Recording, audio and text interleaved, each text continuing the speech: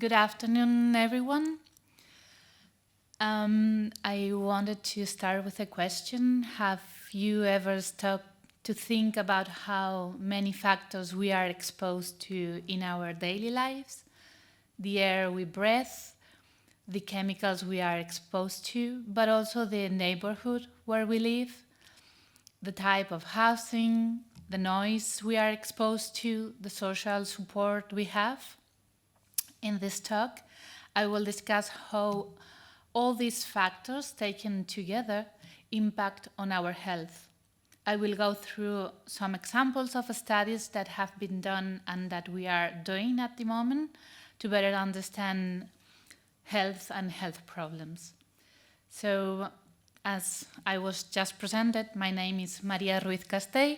I am a researcher at the LIH Department of Precision Health, and I'm leading the Social, Economic and Environmental Health and Health Service group, co-leading with the LISER. So first of all, I just wanted to start with a basic definition of what is health. Health is defined by the World Health Organization as a state of complete physical, mental, and social well-being, and not just the absence of a disease or infirmity. And that's important because for a long time, the emphasis was done on the disease, and other factors, other health factors, such as the environment or lifestyles, went unnoticed. But health improved not just because we just take some medication, we are also ill because we are not eating healthier, not doing enough physical activity, or we don't have universal education, for instance. And so what are the determinants of health? What determines health? And that's a combination of genetic factors, but also the environment. For a long time, researchers were focusing on genetics, on genes, but they also observed that around 70% of non-transmissible diseases in humans were also a combination from other things that were not explained just by the genes, so that's the environment. This is one graphical illustration that we have done in collaboration with a firm that helped us to represent complicated research concepts to everyone, and this could be just like if just you go outside to take a picture, and that could be something that is in your life. So here it's a representation of what is every day. But when you go a little bit more into the detail, you see all the exposures, all the factors to which people are exposed in their daily life. So we have environmental pollution, for example. Here I'm going to use the laser so you can see a little bit, because maybe it's a little bit small here. But here is the air pollution. There are chemical substances, for example, the use of insecticides, some daily products. There are also plastics. This guy here is with having a lot of bottles in plastics and plastic bags, and we are exposed also to that. There are access to healthy foods. In that representation, there is the access to fruits and vegetables, but there are other eating habits that are different, maybe because there is not enough access to that. In this figure, we try to also represent socioeconomic differences and how are also different between both. We have behaviors and lifestyles. Here, physical activity. In the other part of the picture, we have some kids playing video games, so not doing physical activities, sedentary lifestyles. Someone smoking here, alcohol consumption, and many other access to green spaces, for example. And such exposures are dynamic, as they can occur and can change over the lifetime. So maybe are not going to be the same exposure during your childhood, and then it's going to change when you are an adult. And this can also change in different places. And when combined those factors with genetic factors is when those biological responses can generate and contribute to the development of chronic diseases. So that's why it's important to characterize all the environmental determinants of health, and those include the physical, the natural, the social, and behavioral factors. And here in this picture, we also have all those factors that can impact an individual's life. But those exposures are unfortunately not equally distributed. And as the WHO report states, the World Health Organization states, there are some populations and groups that share some characteristics and are more at risk of being exposed to negative environmental exposures. We know that there are socioeconomic contexts that play an important role in health outcomes, with those socioeconomic disadvantaged groups or neighborhoods being more at risk of being affected by poor health conditions. And this can be explained in part because groups of the most disadvantaged population tend to be more exposed, for example, to heavily polluted environments, have less access to healthy foods or green spaces, or live in a less safe environment, for instance. And this is happening everywhere, and no country is exempt from those inequalities, regardless of the degree of economic development. So that's why it's so important to address those environmental inequalities.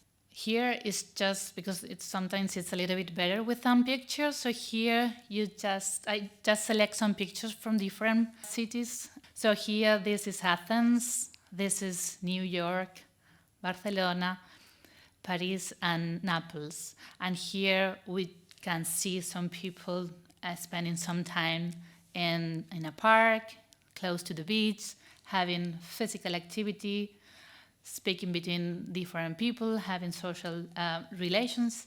And this happens in the same place. So you have, this is also Athens, New York, Barcelona, Paris, and Naples. So here you can see the difference that even in the same city, you can be exposed to completely different environment and have completely different exposures. So we know that, for example, poor people are more likely to live next to busy roads or industrial areas and face levels of exposure to air pollution and high noise, for example. And also that could be mediated because there are the lower prices of the apartment and houses, so in this area, so that makes them more accessible for low-income groups, for instance, who become at particular risk as regards to environmental health hazards. So that's important here. For example, if there is a kid living in this area, of course, the kids are going to be, it's going to be more complicated that spend more time in a park or something, that do less physical activity. They will have more exposed to cars and air pollution, maybe also the conditions of the housing, overcrowding housing, and many other stress factors that could be affecting the health of the people who are living there. But this also happened not just in the same city, but also in regions. So, for example, here here are the concentration of particulate matters that are tiny particles in the air that are coming from the traffic mainly, but also from other, for example, the fires, grass fires or forests. Those tiny particles have a very negative effect on the health. There are many studies who have observed the risk on respiratory health, cardiovascular health related with those tiny particles.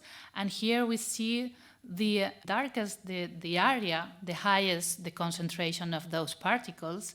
And when we compare also with the same representation of the area, but by gross domestic product per capita in euros, the darkest the region, the lowest the gross domestic product, so we can really see easily how those regions with less domestic product are more exposed also to those particles. This is a study that was published in 2018, where they try, in this research group, they try to describe all those exposures in a total of around 30,000 pregnant women in 9 urban areas across Europe.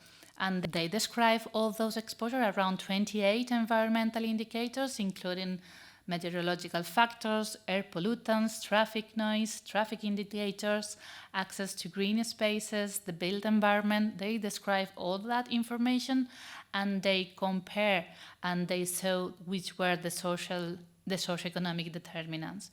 And they observed that in some cities, those women that were more socially disadvantaged live in less healthy environment, but in other cities, for example, in Oslo, this was the opposite. So that the relation is not so easy, and in some cases, it's now we really need to know what is going on in every place, because the situation can change. Here, this is a publication that we recently published with in our group, and it was with information from Luxembourg, from the people living in Luxembourg that participate in the European Health Examination Survey. They are from the general population, and we describe all the exposures that the people were having at the moment of the study, and we describe in detail 175 environmental exposures to around 100 chemical pollutants measured in air that included pesticides, fungicides, and insecticides, but also diet, micronutrients, and some dietary components, and lifestyles, the home environment, and the socioeconomic characteristics of the people. And that's part of FNR project, funded project Impact on the pollution and cardiometabolic health in Luxembourg. The results that we had is like a big, many things all interconnected together. So it was a little bit also complicated for the interpretation, but we mainly, for example, the main difference between men and women were this big one cluster with all the exposure interconnected, but also in women we had a little bit cluster here, including dietary variables, lifestyles, and socioeconomic variables. So that's here there is the list of all the exposure that we measure in detail, but it's as just say, the home environment, lifestyle, socioeconomic, organic, and persistent organic pollutants and others.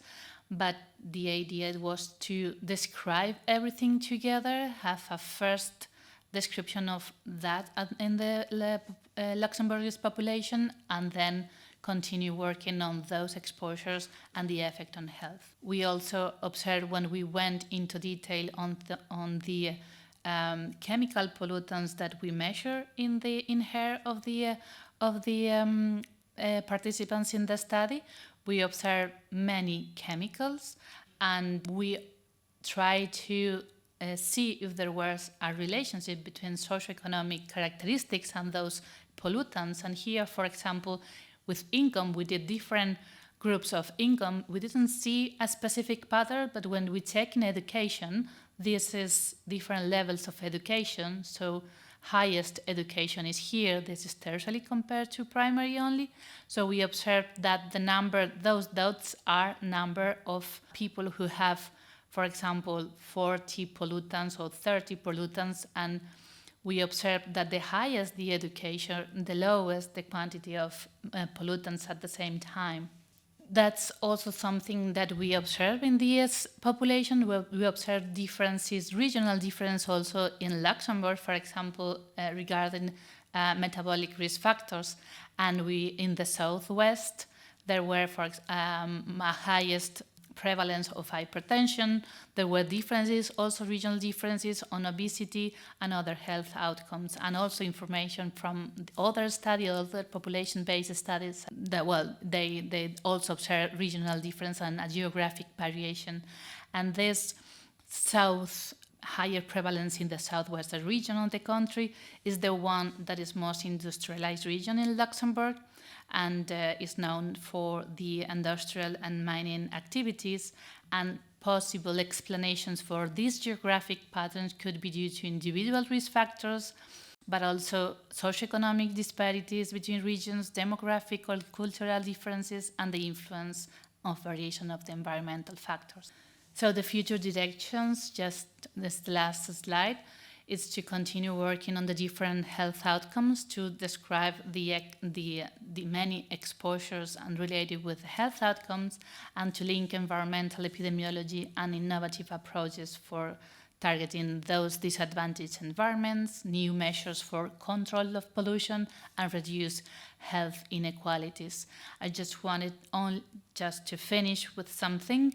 It is very difficult to measure and to characterize all the exposure, because it's complicated to know everything to all that the individuals are exposed, and also because it could change, but even a partial description of those exposures are essential to better understand the health of the population.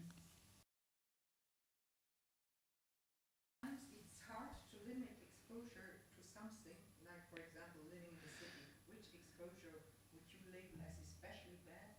What should we try hard or harder to get away from it?